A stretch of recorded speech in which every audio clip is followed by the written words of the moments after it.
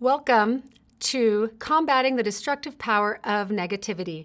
Today we'll be looking at building positive sentiment, disputing distorted thoughts, and treatment considerations. I'm Dr. Debra McClendon, licensed psychologist in the state of Utah. Common to pessimism, depression, and suicidal thinking is an overly negative thinking style. In this thinking style, we see negative bias, we see a narrow focus or tunnel vision, and we see rigid or inflexible views where someone is unable to take other views or perspectives. So in today's lecture, we're going to talk about how to combat those thinking styles.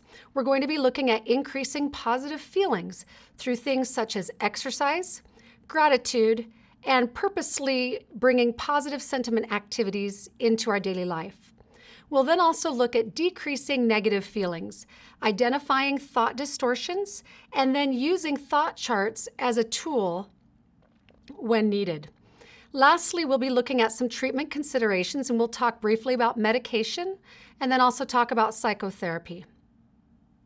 Now, as I continue, I will be sharing some information and stories that have been given to me from individuals struggling with depression.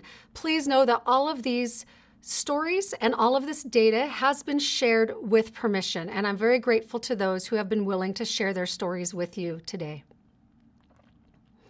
Increasing positive feelings. Many of us don't really believe that we can help ourselves. We feel stuck in negative thinking.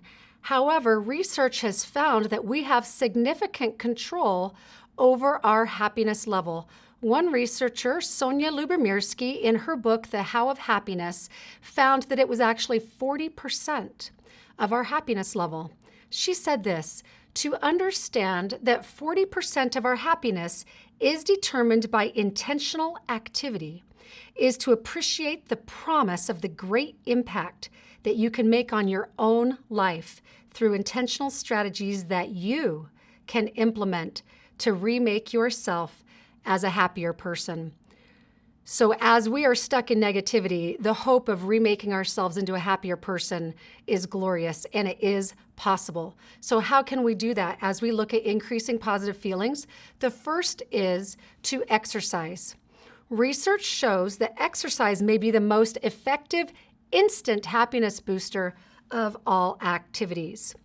Now, depression is the breakdown of the brain's connectivity, whereas exercise reestablishes neural connections.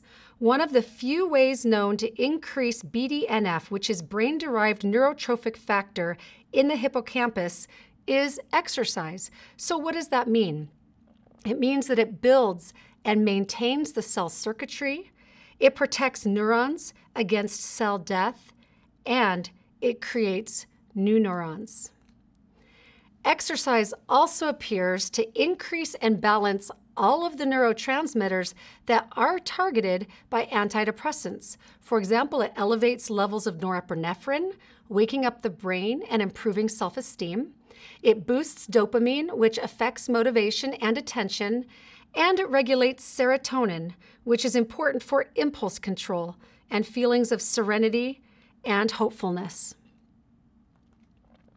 The U.S. Department of Health recommends at least 150 minutes of moderately strenuous physical activity per week. Now, if you've quickly done some math, this is 30 minutes a day for at least 5 days a week. So if exercise is not a regular part of your routine, you would be well advised to try to put exercise into your daily life.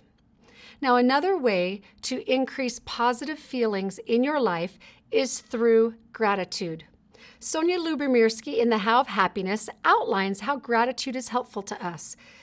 We focus on the present moment, on appreciating life as it is today, and what has made it so.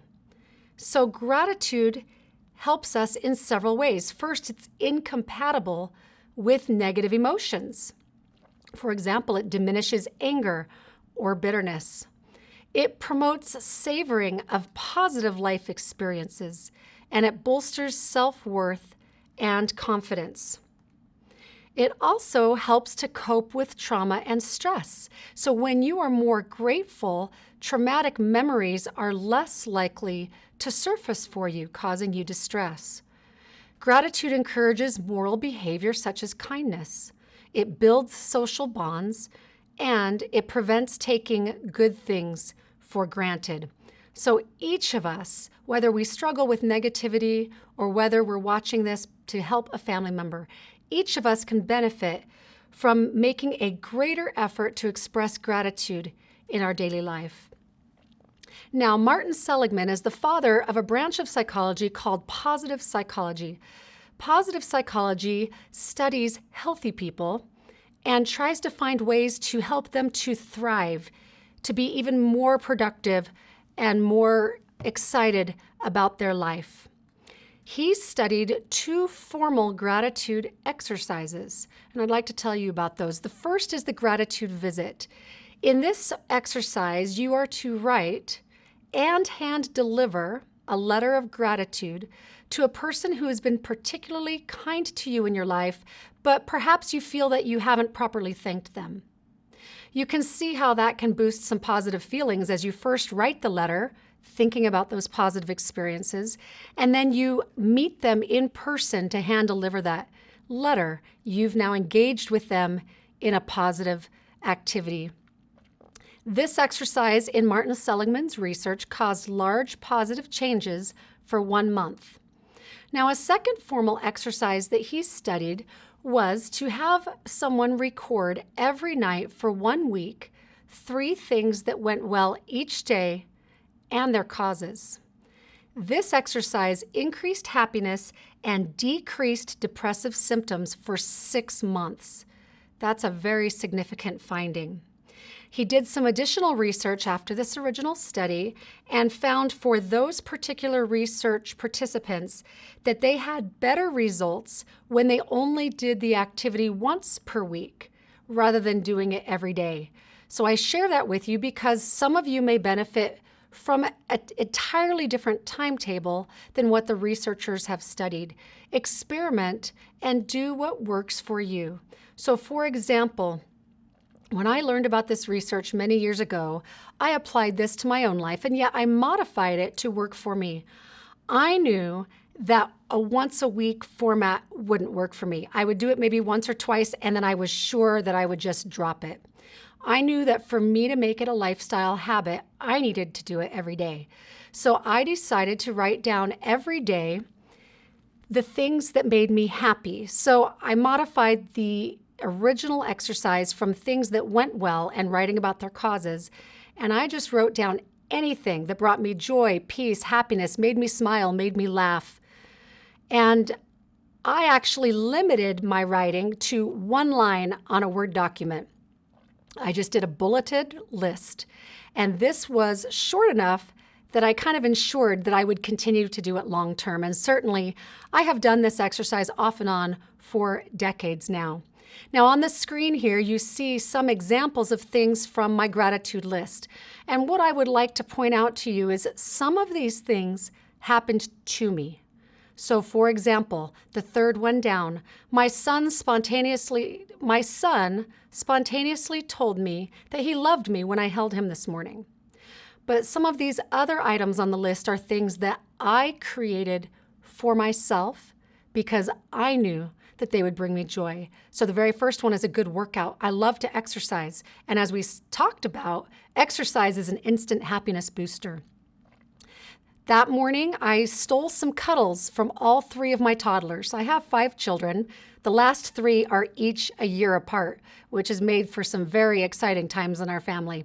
And I took the time that morning to go wake each one of them up one by one and give them some love and affection. And boy, did I love that. And so that went on my gratitude list. The fourth one down, talking with my friend on the phone, reading stories to the toddlers, my sister-in-law coming for a visit, and enjoying a beautiful view. So you see, this is a wide variety of things here. If it's brought me happiness, I've written it down. And certainly since I have brought this exercise into my life, the overall flavor of my life has been much more positive than it was previously. Elder Uchtdorf has said about gratitude, "Could I suggest that we see gratitude as a disposition, a way of life that stands independent of our current situation? Instead of being thankful for things, we focus on being thankful in our circumstances, whatever they may be." Now, another way to increase positive feelings is through positive sentiment activities. This is simply the idea of doing things that make you happy. What makes you happy? What do you enjoy doing? Put them down on a list and then do something. In fact, do several somethings from that list every single day for a happier life. And if you think about it, it makes sense. If your life is spent going to work, paying the bills, doing the laundry, changing the diapers, and so on, you see my message here. If it's all mundane tasks or even stressful things or even just drudgery, life's not going to be very exciting. So you can insert into the mundane tasks of life these things that bring you joy. They don't have to take a long time. In fact, when life gets busy, don't delete them because you think you're too busy. Just modify them. If you love to read and you get sucked into a good book for 3 hours at a time and you have a busy day, set the timer for 10 minutes and let yourself read a good couple of pages in your book, and that will bring some positive feelings for you. So here's an example of my positive sentiment activity list. The first one here is performing acts of service. Just like exercise is an instant happiness booster, the other one that I have found in my life to be an instant happiness booster is service. I don't know of any other way to feel good as quickly as it is to get out of myself and serve another person. I love to listen to music. I love to play the piano. Now, it doesn't mean I'm good at it. In fact, I'm not good at playing the piano. But because I enjoy music, if I sit down and try to play a hymn and I'm in that creative mode where I'm creating the music and enjoying that, that brings me a sense of happiness and joy. So I like to do that. We talked about exercise. I enjoy doing that. The next one, playing with, reading to, or teaching the children. Now, this is an important one for me because I tend to be a mom that supervises my children a lot. And when I'm just kind of supervising my children, it doesn't feel very meaningful to me. But if I get in with them, if I sit on the floor with them, or if I put them on my lap and I play with them, I read with them, I teach them, if I really engage with them, I'm a happier mom. In fact, I feel like I'm being a good mom. So that's been an important positive sentiment activity for me, is to engage with my children one-on-one. Working is another positive sentiment activity for me. I love to engage my brain. I don't like to be bored. I like to play card games or board games, and I also like to do puzzles. So we've talked about how to increase positivity, exercise, gratitude, and creating a positive sentiment activity list and then doing things from that list every day. I'd like to turn now to talking about decreasing negativity. We're going to attack negativity from both the increasing the positive and trying to decrease the negative. Now, cognitive distortions are exaggerated or irrational thought patterns. We all do this, whether we're prone to negativity or not, but those who are trapped in a cycle of negativity tend to do this at a higher rate. We're going to go through and talk about some of the cognitive distortions identified by Dr. David Burns. The first is all or nothing thinking. Kind of think of this as a black or white type of thinking style. For example, if I make mistakes, no one will want to be with me.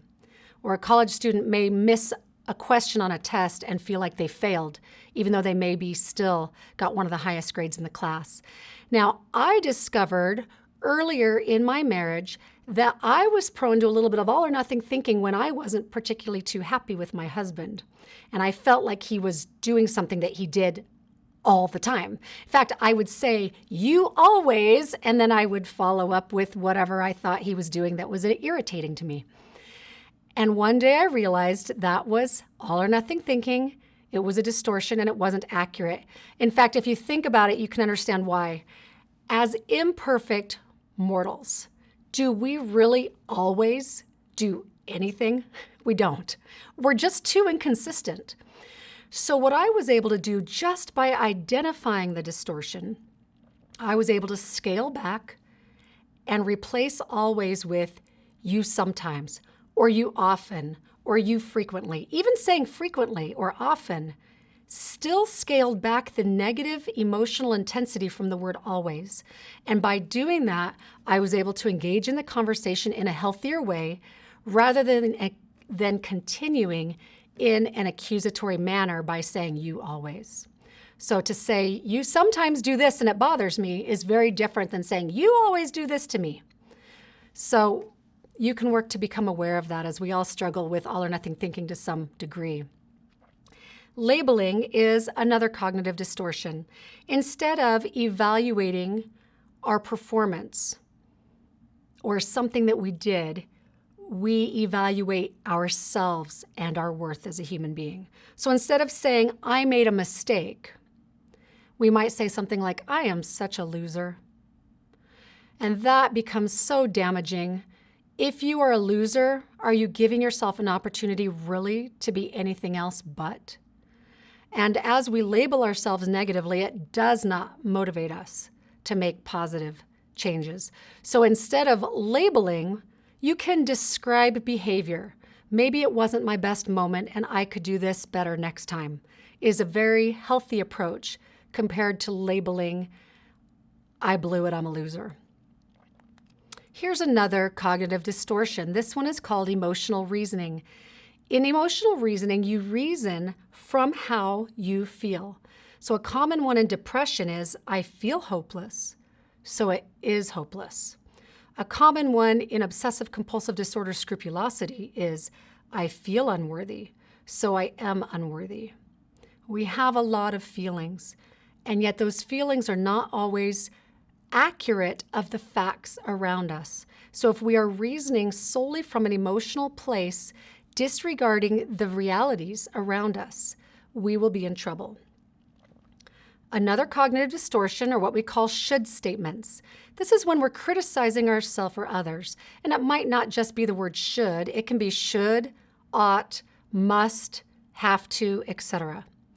For example, I shouldn't have done that. Now, this becomes particularly problematic, I've seen, when people are evaluating a distant decision that they made maybe 5 or 10 years ago.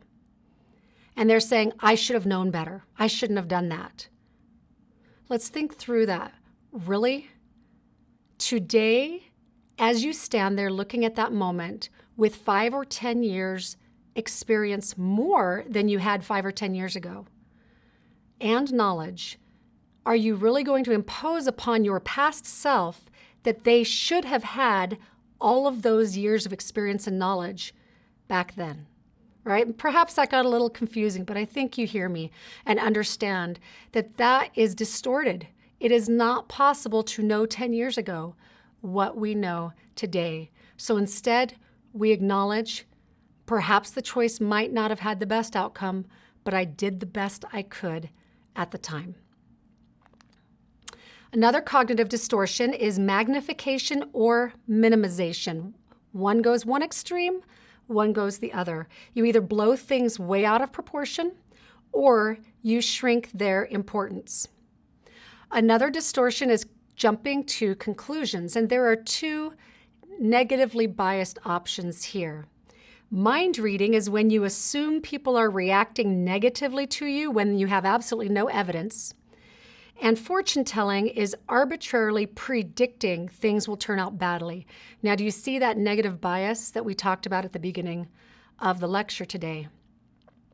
You don't give yourself much opportunity to have positive experiences if you're already predicting that things are not going to go very well. Now, these cognitive distortions are thought patterns, and they are emotional amplifiers. So if you're feeling bad, and you engage in cognitive distortion type of thinking, you will actually continue to feel bad and you will feel worse. They will gain intensity through repetitive thought. And as they gain intensity, your emotional stability will deteriorate. So as I used the example with all or nothing thinking, sometimes just being aware of the presence of a cognitive distortion is a helpful intervention because it allows you to check yourself and make a change. However, sometimes, especially if we're well steeped in negative thinking, it becomes a little stickier and maybe harder to get out of that distorted pattern. So one thing that you can do to try to remove distortion is to use a thought chart as a tool. And a thought chart is an exercise where you sit down and write down your thoughts to try to work through them in a productive way. You'll identify distortion in your thinking. You'll dispute that distortion with contrary evidence. And by doing so, you'll then create a new, more realistic thought. And then that will lead to more reality-based feelings, which will then allow you to handle the situation more appropriately. It will let you problem solve in a way that you can't when you're swirling in negative emotion.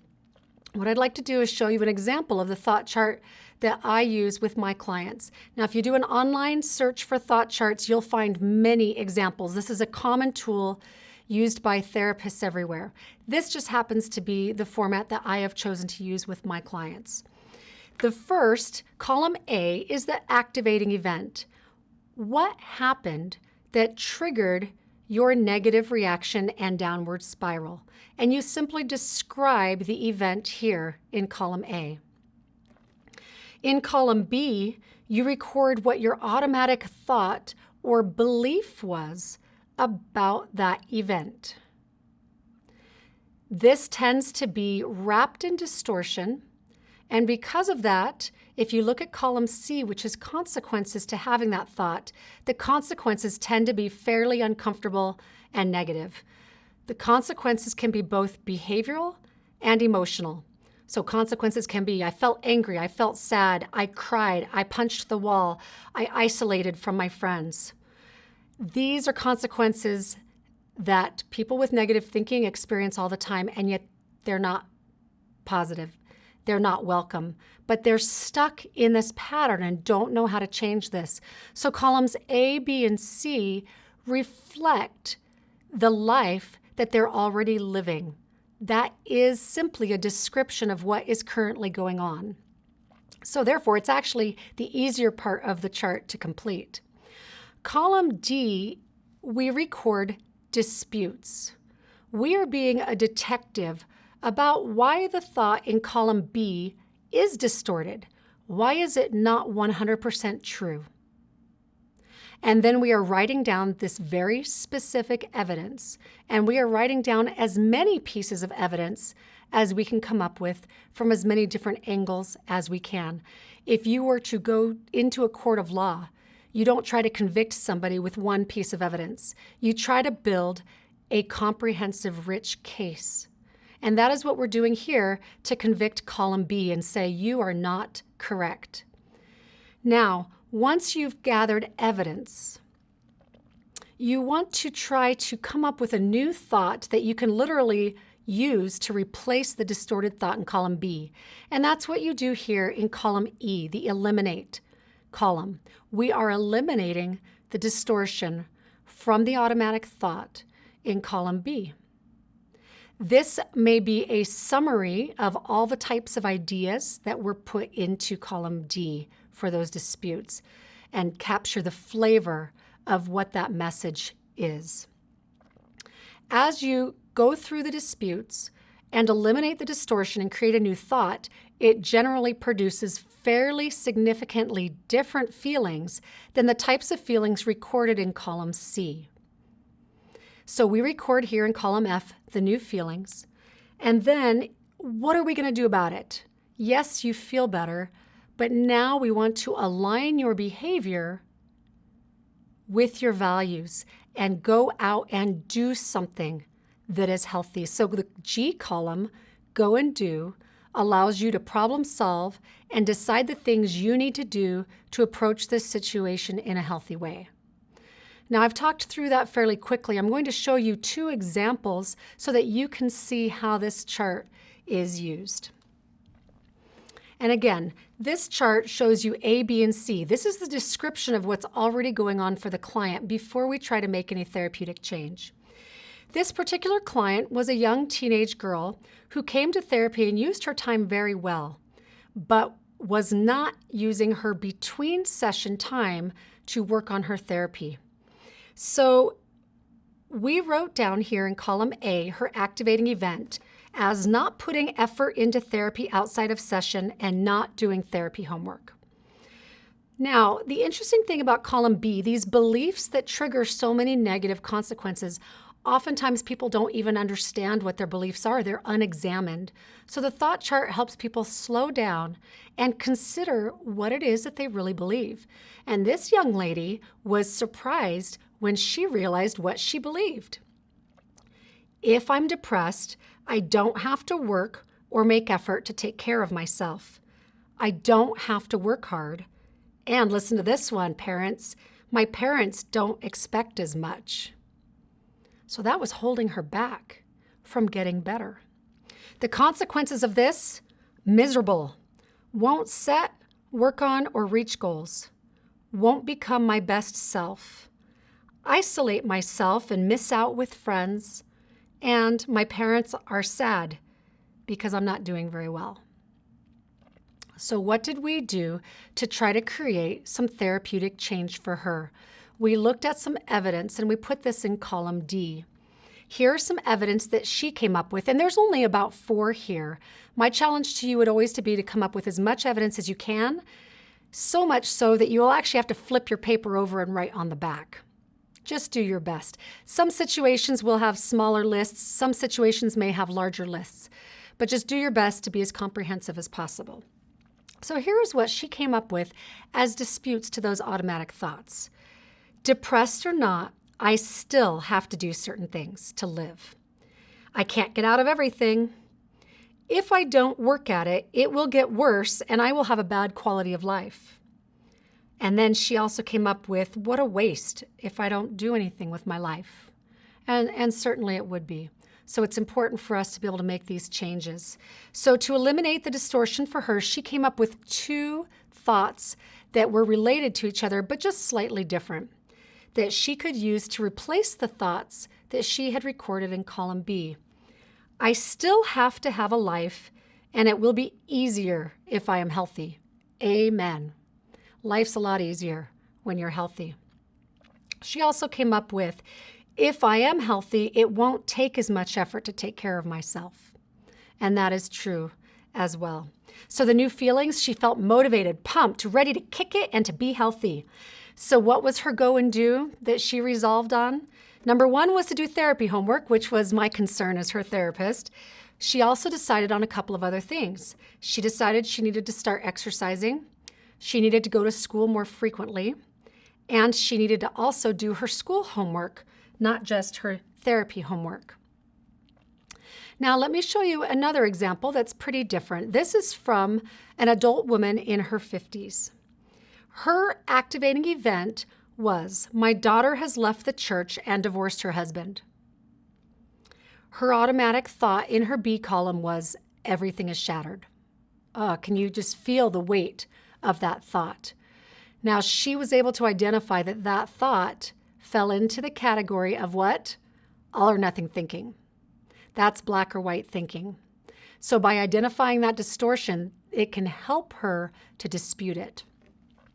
So what were the consequences of this belief that everything is shattered? She was obsessing constantly about her daughter and son-in-law and this divorce and this situation. She spent a lot of time crying, and her stomach was churning. She felt a lot of it physically and just felt sick to her stomach a lot.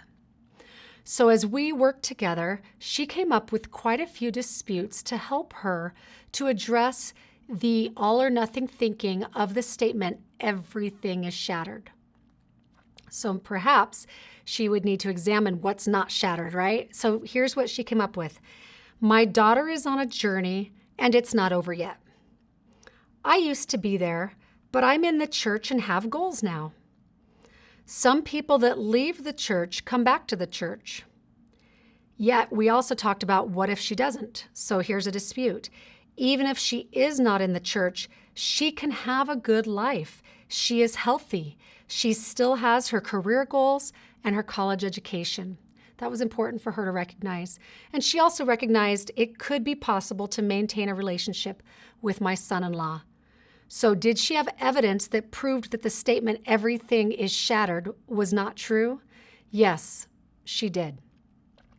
So she combined those evidences into an E column to eliminate the distortion. And her new thought was, it's not over yet. I still have my daughter in my life, and more is still to happen. Her new feelings, I love what she said here, instant calm. Remember her consequences in that C column. She was just sick to her stomach with worry and tears. And now she felt an instant calm.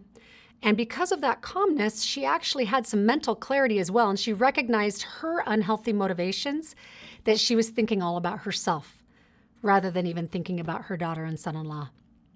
So what she put in her G column was let go and let them live their own life. Support them without trying to make them do what I want. And then she also decided it would be helpful to continue to do her therapy exercises so that she could make this kind of healthier thinking more of a lifestyle habit for her. So we have talked about increasing positivity through exercise, gratitude, and positive sentiment activities. And we've talked about a self-help approach to decreasing negativity, which is identifying the cognitive distortions, which is a helpful intervention in and of itself, and also using a thought chart as a tool for some stickier issues. But what if those self-help approaches are not meeting your needs?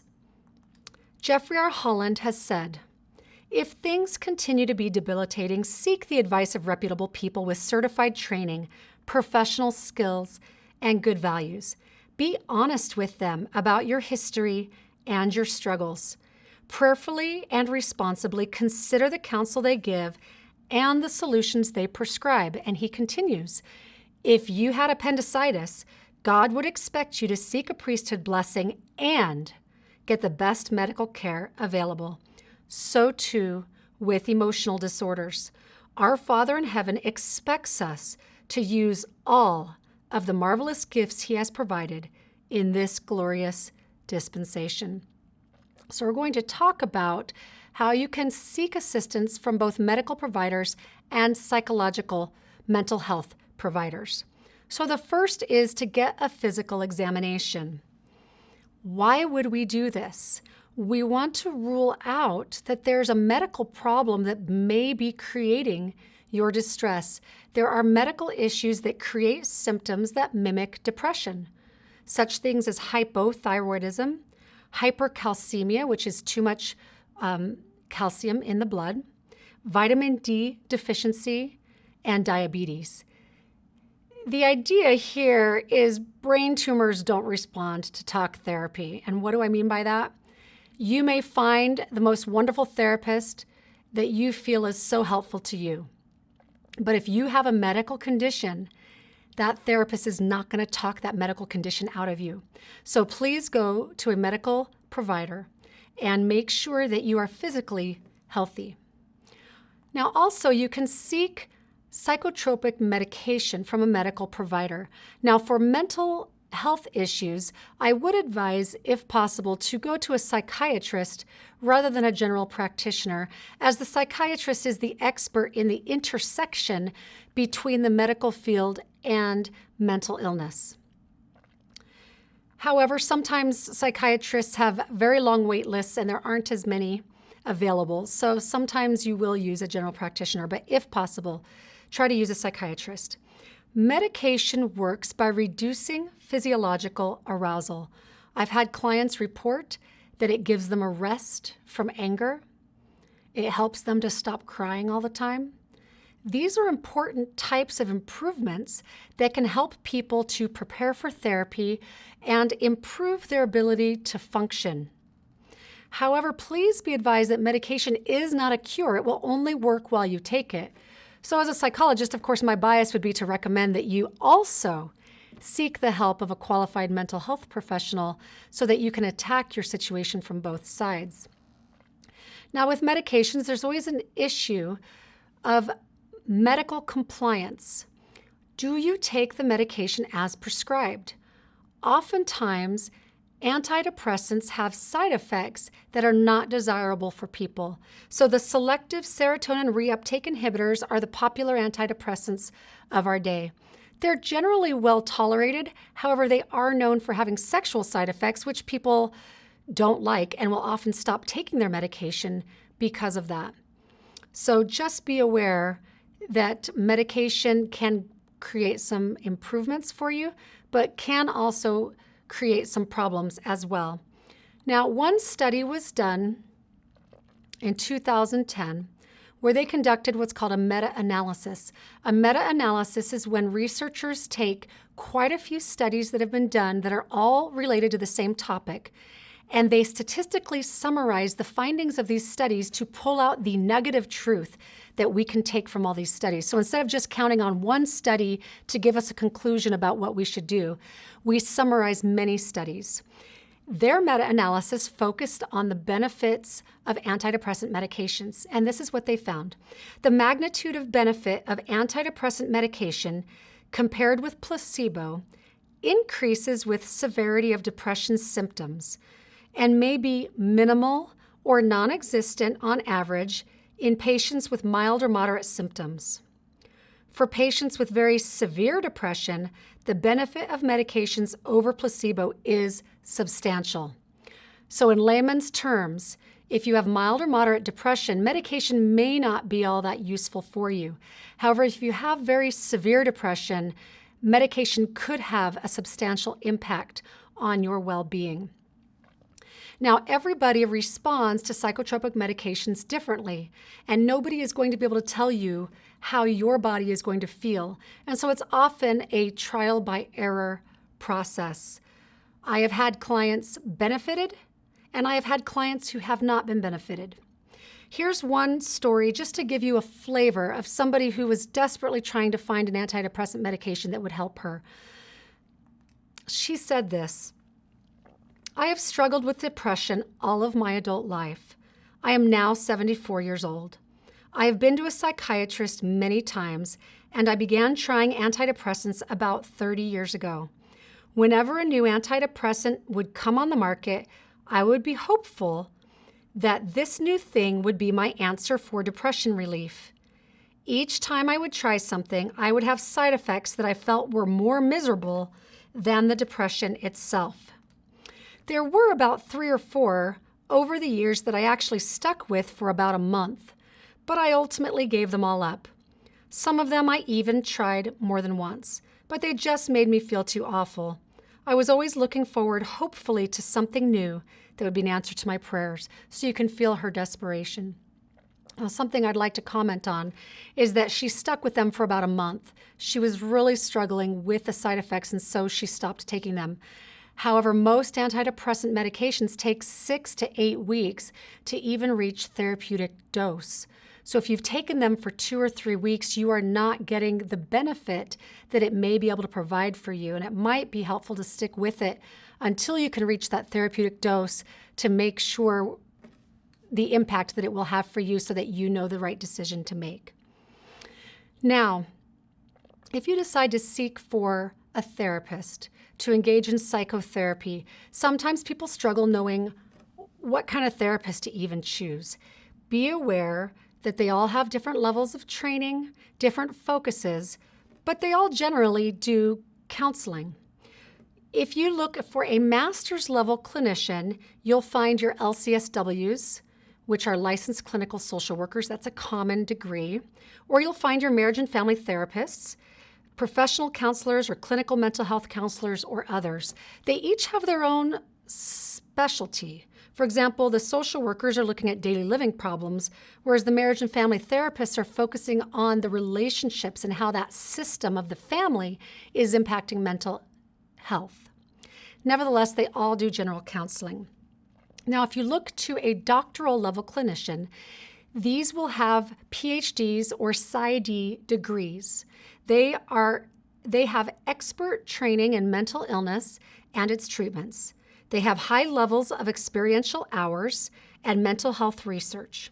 And you'll generally find that these are psychologists and also marriage and family therapists. So based on your particular concern, you can choose a therapist that will approach therapy in a way that will meet your needs the best. If you're considering therapy, you might be curious about whether therapy actually works or not. So I'd like to share with you a big resounding yes. Michael Lambert, who is a BYU faculty member, did a meta-analysis on therapy outcome, and he found moderate effect sizes of 0.6 to large effect sizes of 0.85. And what those effect sizes mean: a person who engages in psychotherapy treatment is better off than 60% to 85% of those people who do not receive treatment. So if I can encourage you with that bit of data, please consider yourself encouraged. Now, does that mean you have to sign up for years and years of therapy? Absolutely not. Michael Lambert's research has also found that it's common for many difficulties to be effectively treated in as little as 8 to 14 sessions. So within only a few months, you can make significant changes that will impact your life for the better. Now, if you have a more long-term problem or severe difficulties, you should expect a longer treatment process. And what I would like to do now to give you a flavor for therapy is share some individual stories with you and also some data that shows their journey through therapy. And 2 of these are shorter cases in the sense that they resolved their greater level of distress in a short time, and then 2 of them have taken a little bit longer. Now, before I begin this person's story, I'd like to talk to you about what you're seeing in this chart. This chart is called the Outcome Questionnaire 45. It is an outcome measure developed by Michael Lambert, Gary Burlingame, and others, and they are BYU researchers. And it is used to assess a person's baseline distress level as they enter therapy. And then we give them the measure each time they come to therapy to track their distress levels. Now, what you need to understand simply is that a higher score means higher distress. That's not good. That's not what we want. We want lower scores. Now, on this chart, you'll see here across the middle an orange broken dotted line. That is what we call the clinical cutoff. For the OQ for adults, it sits at the score of 63. What that means is any score above 63 is in the clinical range, which means that the distress the person is experiencing is high enough that it warrants targeted treatment in therapy. Below that orange line is the normal range. Now, on the OQ, if you look down here where I have this red line, down here slightly below the orange line would be a score of 45. 45 is the average score for people not even in therapy. So immediately when someone enters therapy, we have a goal to first get them below that line of 63, and then I shoot to try to get them in that more average middle of the road range of getting their scores down around 45. Now, why are we not shooting for scores of 0? Because life isn't symptom-free and normal isn't symptom-free. So we're not pretending to think that everyone has to achieve some impossible perfection here. It's normal to have certain things that can bother you at different times. But if many things are bothering you and you're not functioning very well, you'll have a very high score, and that's what we want to address in therapy. So as you can see with this woman, she was a woman in her early 30s. She was a mother of toddler twin boys. Talk about a stressful situation. She was on antidepressants, and obviously the antidepressants were not doing for her what she needed. She came into therapy with her initial score of 118. Now, to give you a perspective on that score, most people who come to an outpatient therapist will score in the 70s to 80s. The high 90s and above 100 are often the kind of distress levels that are seen in people who end up utilizing inpatient facilities. So 118 is a very highly concerning score. And initially the goal is, let's get that distress down. Now, this was her second time in therapy, so she was therapy savvy. So she was able to drop her distress level fairly quickly. So if you see here and you follow my red dot on the line, these are our session numbers at the bottom. Session 1, 2, 3, 4, 5, and 6. Session 5, after only 4 therapy sessions, she actually hit the clinical cutoff. She bumped up a little bit. And then session 7, she went down below clinical cutoff. She remained below clinical cutoff for the rest of treatment. You'll see down here, session 8 begins. Now, she remained there except for one session where she popped back up to a 96, and I take full responsibility for that. We were going to do something in therapy that day she was quite nervous about, and she'd kind of gotten herself worked up into a frenzy over that. But what you'll see, because she was much healthier, even though she was very distressed that day, the very next session, her scores pop back down below that clinical cutoff into the average range. Now, does this always take a long time? No, these 2 charts that you're looking at take, for her, only 5.5 months of her life. Now, we continued to work together, and over a year later, her score was a 26. So she continued to improve over time as she continued to work on bringing in these positive adaptive coping skills and things that she was learning in therapy. Now, she was willing to write something for your perspective. She says this, "It's amazing the baggage I was carrying that I wasn't even aware of. It's so much lighter being able to be a normal functioning adult instead of one who is carrying all this unseen and very heavy baggage. At a score of 118, there aren't even words to describe it. I couldn't picture a future. I didn't think I would be there to see my kids grow up, type of thing. It just wasn't feasible in that state of mind. It was just nothing, and it was just so overwhelming. At a score of 34, which is what she had at the time she wrote this, it's like being a different person. It allows me to be who I really am rather than being clouded by depression.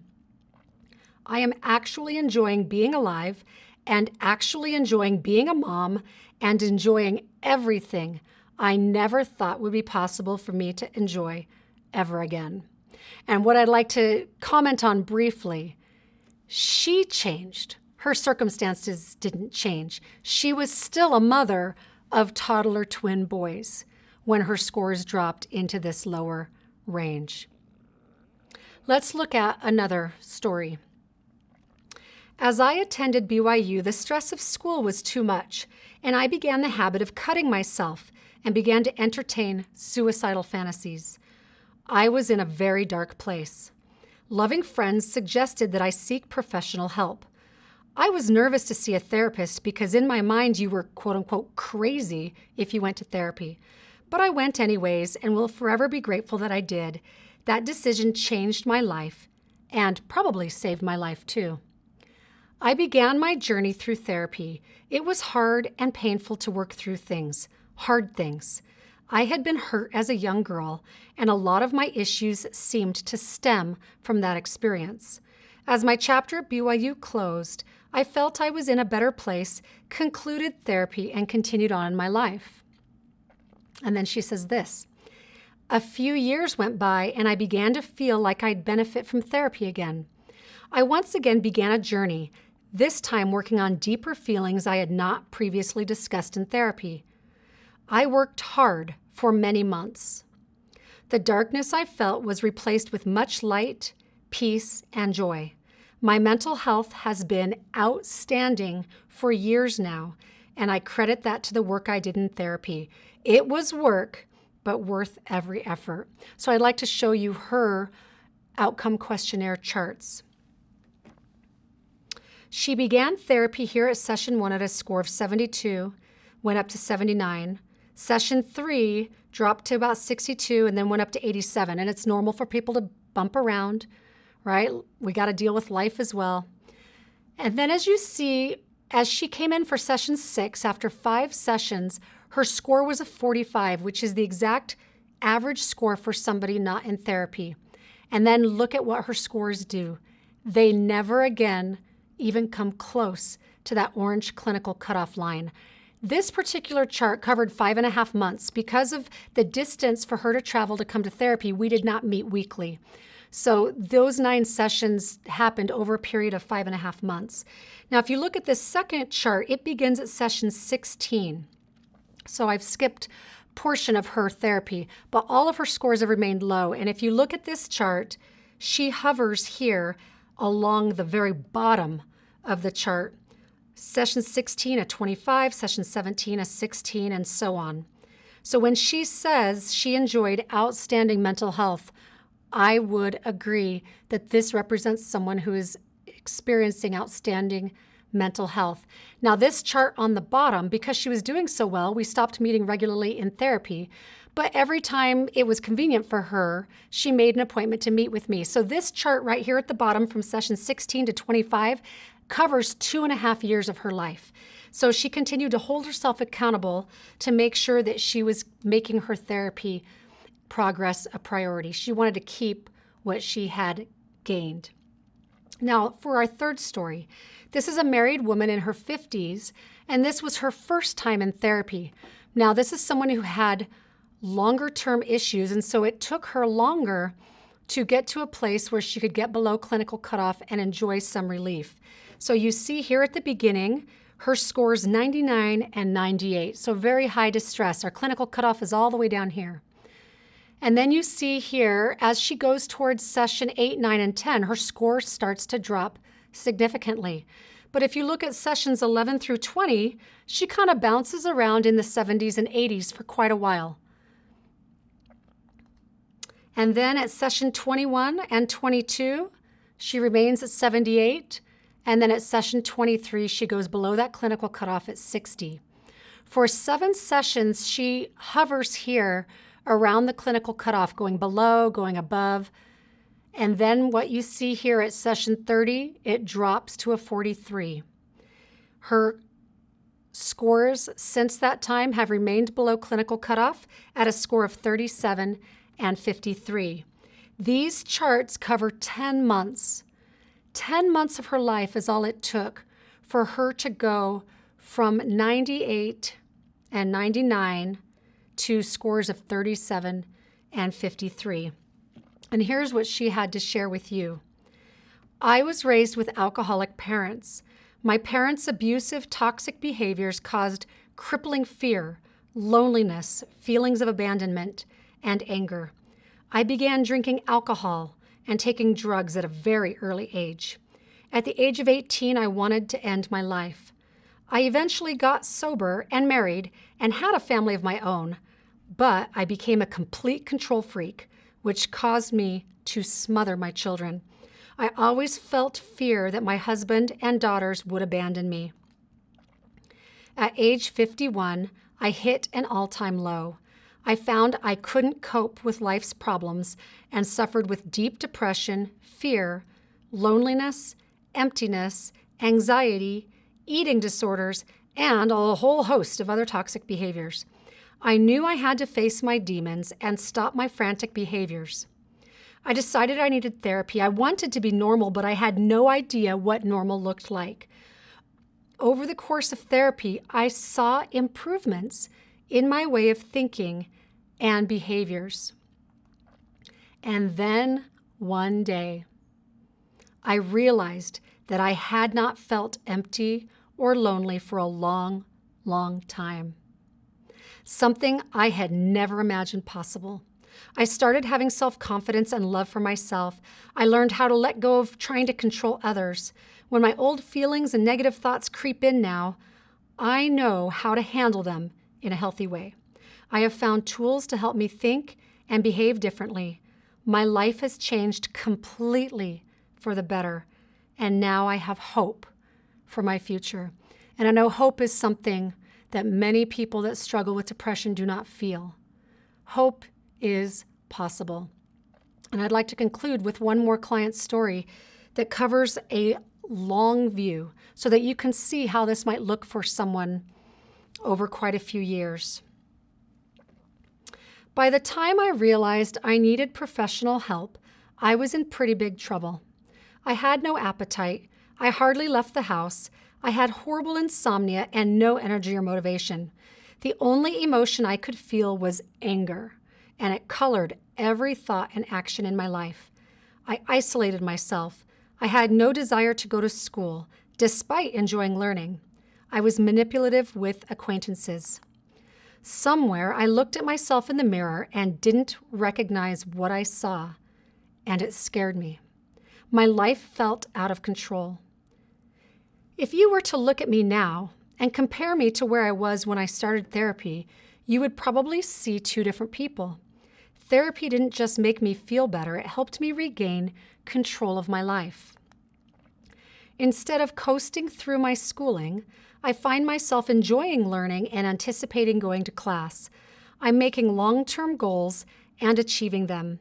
Instead of simply being active, I find I'm pushing myself to try difficult things, and I'm in better shape than I've ever been. In short, I'm a better me now than I was even before my problems started. So let's look at her journey through therapy as far as the outcome questionnaire. She was a 24-year-old college female with anger, depression, and personality issues. Now, and you see here in this chart, the first 10 sessions, she never comes down to cross that clinical cutoff line. In fact, for her, it took 12 sessions to get below clinical cutoff to bring her distress level down. However, because of the nature of her depression and personality issues, therapy was necessary even though her distress level was down so that she could learn some new, healthier life patterns. So we continued to meet together for over 3.5 years. If you look at this chart number down here for session number 123, this chart shows you session 123 to 132 over a 3.5-year period. And as you can see, she is well below this orange clinical cutoff line. Her scores are ranging between 19 and 35, so she's below even the average score for people not in therapy. So as we concluded meeting together and we were kind of saying goodbye, I showed her this chart so that she could appreciate the hard work she had done and the progress that she had made. And she made a sarcastic wisecrack. It's like therapy works or something. So I thought you would appreciate that. Now, this particular individual is one that, because I worked with for a very long time, I had a great relationship with. So I contacted her over a year after therapy ended to see if she would give you an update. 14 months after concluding therapy, her OQ score was a 15. So she had continued to make progress and therapeutic gains even after therapy as she prioritized the things she had learned. She had this to say for you. At this moment in time, I am quite happy with my life overall. I have been working a full-time job since she's now graduated from college, and I feel I am useful and wanted by my coworkers and supervisors. I have a number of close friends that I spend time socializing with. I take time to focus on myself, and I make sure that my emotional and mental needs are being met, and prioritize rectifying any issues that arise. I suppose that relapse into depression will always be lurking in the background, but I feel that I have all the tools necessary to catch myself before it becomes an actual problem. I am at a point where I can focus on prevention instead of recovery, and that feels fantastic. So does therapy work? Yes. Is there hope for you to break through the cycle of negativity in your life? Yes. And I would encourage you to do all that you can to do so. We have covered several approaches today. We've talked about increasing positive feelings through things such as exercise, gratitude, and purposely engaging in positive sentiment activities. We've also talked about decreasing negative feelings by identifying thought distortions, and then when needed, utilizing a thought chart to work through some of those stickier thoughts. We've also talked about treatment considerations, and we've talked about how medication and psychotherapy can both be tools to help you on your journey. So please, as you consider these things, you can know that it is my testimony that God has given us the ability to recover from the cycle of negativity and to find joy and light in life again. Thank you.